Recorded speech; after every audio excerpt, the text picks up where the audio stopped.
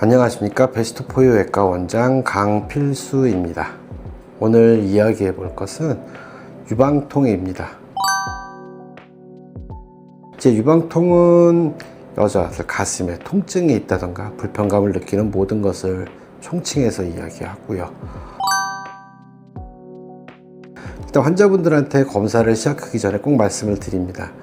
유방통이랑 아픈 것과는 거의 관련은 없습니다. 그러니까 너무 걱정하지 마시고 검사를 진행하시도록 하시죠 라고 말씀드립니다.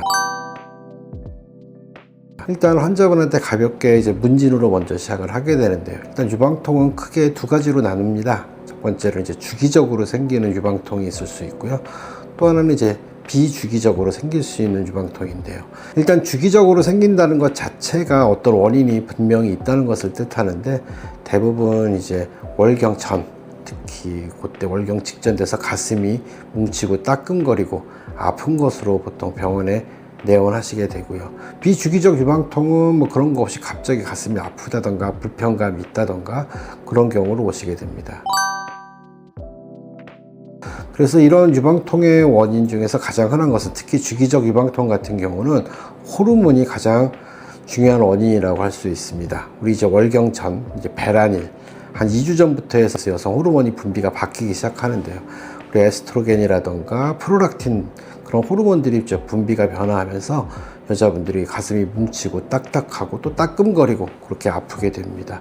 특히 부유방이 있는 분들 같은 경우에 겨드랑이까지 통증이 있어서 오시는 경우도 심심치 않게 볼 수가 있습니다. 그에 비해서 비주기적 유방통 같은 경우는 이제 뭐 갑자기 한쪽만 아픈 경우도 있을 수 있고요. 뭐 콕콕 찌른다든가 그런 증상 같은 것들은 거의 비슷한데, 대부분 이런 것 이제 근육통 같은 거에서 원인이 생길 수도 있습니다. 그래서 비주기적 유방통이라든가 그런 경우에는 카페인이라든가 우리가 스트레스라든가 아니면 또 드시는 약물 중에서 유방 쪽과 관련되어 있는 약물이 있다든가 그런 경우에도 통증이 생겨서 오시는 분들이 있을 수 있겠습니다. 일단은 통증만 있다고 무조건 유방 병원에 가야 되는 것은 아니지만 무조건 무시하는 것은 안 되고요. 일단 특히 꼭 병원에 와야 되는 경우 중에 하나는, 첫 번째, 한쪽에서만 아프다던가 아니면 만져지는 멍울이 있다던가 아니면 피부가 함몰되거나 아니면 빨갛게 발적, 그리고 또 열감, 우리 뜨끈뜨끈해지는 열감이 있다던가, 또 하나는 이제 유두에서 피가 섞인 분비물 같은 게 나온다던가, 통증이 계속 지속이 된다던가, 그리고 최근에 검진을 갖다 거의 하신 적이 없다고 하는 경우에는 병원에 와서 꼭 진료를 받는 것을 권해드리고 있습니다. 검사는 대부분 문진과 그리고 촉진, 그리고 나서 유방 촬영술과 유방 초음파를 시행을 하게 돼서 특별히 원인을 찾게 되는데요. 보통 이런 경우에는 이제 암을 찾기 위해서 한다기보다는 왜 아픈지를 확인해서 찾는다, 그렇게 생각하시고 진료를 받으시면 되겠습니다.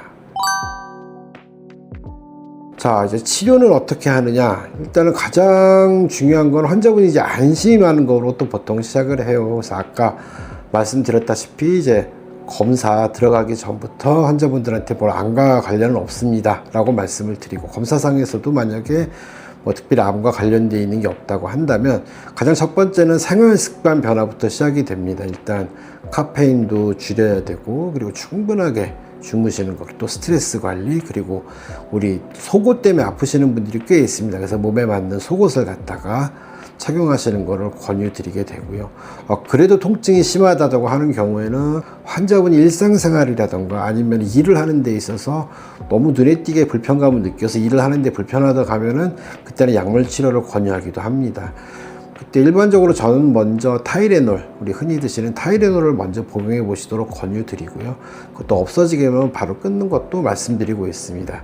그 외에 유방통에 쓰이는 약물이 몇 가지 있기는 합니다. 이제 가장 흔한 것들 중에 하나가 우리 달맞이꽃 종자유 계통의 약을 쓰는 방법이 있습니다. 이 감마리놀렌산 성분이 들어있는 약을 쓰는 건데, 이건 보통 이제 프로스타글란딘 균형을 조절을 해서 우리 몸에서 유방통 완화에 도움을 줄 수 있다고 합니다. 이제 경험적으로 환자분들한테 써보면 한 50에서 60% 환자에서는 아주 드라마틱하게 좋아지는 경우를 볼 수가 있는데, 또 반대로 한 40%에서는 아무런 증상도 변화도 느끼지 못한다는 분들이 꽤 있습니다. 하지만 일단 약을 갖다 드시게 되어서 증상에 호전이 있는 경우에는 3달 정도는 꾸준히 드셔서 완전 유방통이 가라앉을 때까지 약을 복용하시는 것을 권해드립니다. 그 외에 이제 뭐 다나졸이라는 약을 쓸 수도 있기는 한데, 이게 뭐 증상이 매우 심하고 진짜 막 일상생활이 어려울 정도로 그런 경우에 쓴다고는 하는데, 보통 이거 이제 여성 호르몬 자체를 갖다 영향을 줄여서 이제 자극을 감소시키는 효과가 있는데, 이게 남성 호르몬과 유사한 작용을 하기 때문에 좀 부작용이 많이 있습니다. 뭐 체중 증가가 있을 수도 있고, 뭐 피부 트러블이 좀 생길 수도 있고 그렇기 때문에 정말 증상이 심하신 분들한테는 그 약을 치료할 수도 있습니다. 정리해서 말씀드리자면 유방이 아픈 것 때문에 유방암과 연관지어서 너무 걱정하실 필요는 없고 반드시 검사를 받아야 되는 것도 아니다. 하지만 아까 전에 말씀드렸다시피 통증이 있다던가 너무 오래된다던가 한쪽만 있다던가 피부에 발적, 뭐 유두에서 분비물이 나온다던가 그런 경우에는 반드시 병원에 와서 검진을 하는 것이 필요합니다. 유방암과 관련되어 있는 확률은 말씀드렸다시피 5% 이하이기 때문에 너무 걱정하실 건 없습니다.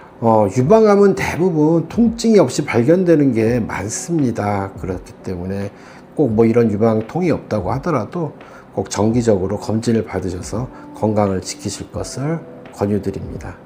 다음번에는 또 새로운 내용으로 다시 좋은 정보를 가지고 찾아뵙겠습니다. 감사합니다.